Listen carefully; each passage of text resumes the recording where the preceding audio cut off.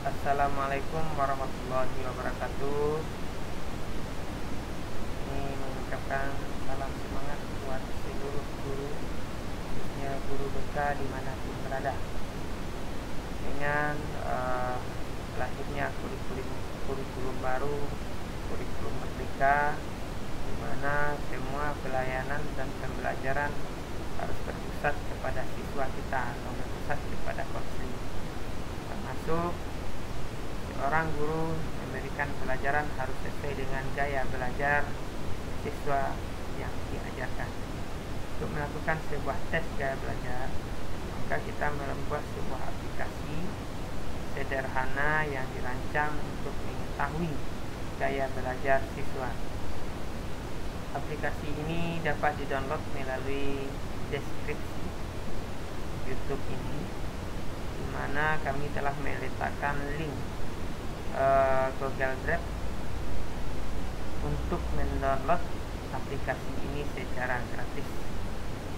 Setelah itu, langkah pertama adalah mengganti data-data yang ada pada form sesuai dengan siswa kita. Aplikasi ini hanya berlaku untuk 35 orang siswa paling banyak, karena rombel sesuai standar Undang-Undang Pendidikan untuk SMP, rombel maksimal 32 orang, untuk SMA 35 orang. Jadi satu aplikasi hanya dapat digunakan untuk maksimal 35 orang siswa saja.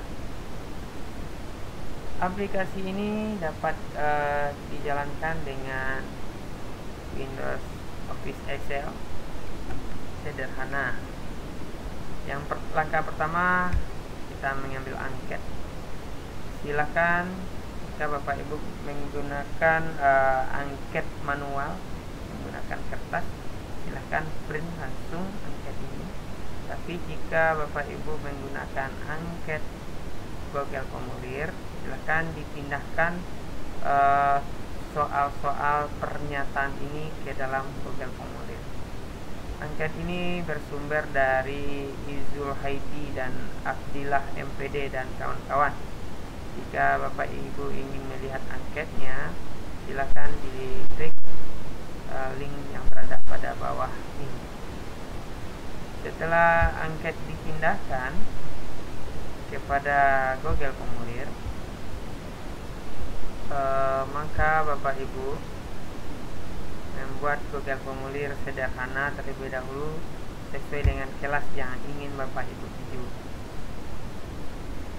Yang pertama yang harus dibikin adalah logonya, harus sesuai dengan tema apa yang akan kita laksanakan, yaitu tes gaya belajar. Yang kemudian bikin nama dan kelas siswa. Tahap kedua yang harus diingat, di saat memasukkan pernyataan atau pertanyaan, masukkanlah seperti ini pernyataan atau pertanyaannya, kemudian alternatif jawabannya A, B, dan C. Kemudian yang sangat penting sekali pada pilihan jawabannya, harus pilihan jawabannya A, B, atau C. Jika ada kata lain di sini, maka pada aplikasi akan menolaknya secara otomatis. Setelah itu, setelah selesai kita memindahkan kepada Google Formulir, maka bagikanlah link angket melalui grup WhatsApp yang hendak kita tuju. Jika kita menghendaki kelas 9, maka kelas 9-nya kita klik dan kita pastikan link Google Formulir, dan juga bisa menggunakan Google Classroom dan lain sebagainya. Setelah kita mendapatkan hasil, maka kita langsung ke jawaban dan kita download. Tahap berikutnya, kita ambil kembali datanya. Data yang akan keluar ada RAR. RAR ini kita ekstrak menjadi extractor, maka hasilnya tes gaya belajar dalam bentuk Excel.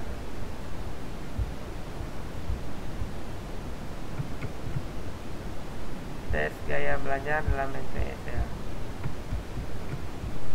Di awal kita membuka hasil jawaban dari Google Formulir, maka karakternya tidak akan terpisah. Langkah pertama kita adalah memisahkan karakter. Klik atau blok pada kolom A, kemudian ambil data, text to column, terus delimited, next, next. Maka karakter jawabannya akan terpisah. Langkah berikut, kita tinggal mendownload siswa yang sudah mengisi angket tes gaya belajar. Kemudian jangan lupa Ctrl C, pindahkan kepada aplikasi yang sudah kita download. Untuk diingat Bapak Ibu semua, aplikasi ini hanya terbatas untuk 35 orang siswa maksimal, karena rombel yang kita ketahui dalam Undang-Undang Pendidikan maksimal 32 orang untuk SMP, 34 orang untuk SMA. Kita pastikan, klik kanan, ambil paste option 1, 2, 3. Setelah kita pastikan, ambil menu, kita langsung bisa mencetak laporan individu.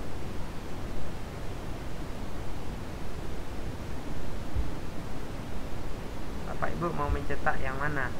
Kita tinggal cetak saja siswa yang nomor berapa yang harus kita cetak.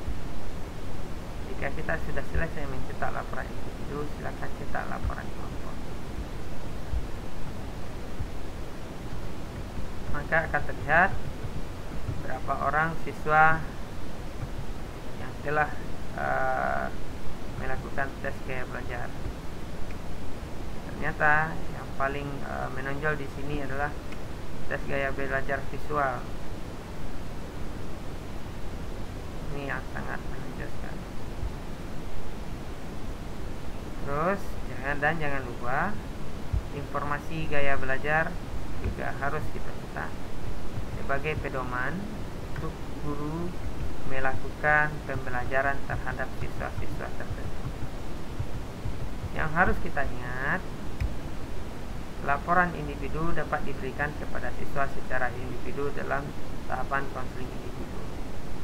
Kemudian laporan kelompok bisa kita berikan kepada siswa dan memberikan laporan kepada seluruh guru bidang studi.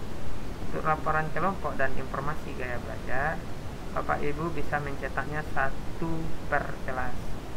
Setelah dicetak, kemudian kita tempelkan pada meja guru yang berada pada setiap ruang kelas. Jadi tujuannya agar guru-guru mengetahui siapa-siapa saja siswa yang memiliki gaya belajar video, audio, ataupun kinestetik.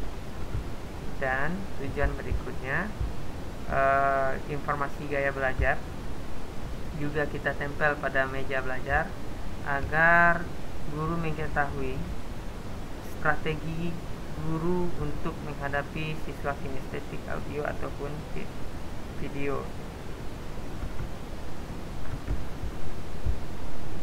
Demikian untuk kali ini tes gaya belajar.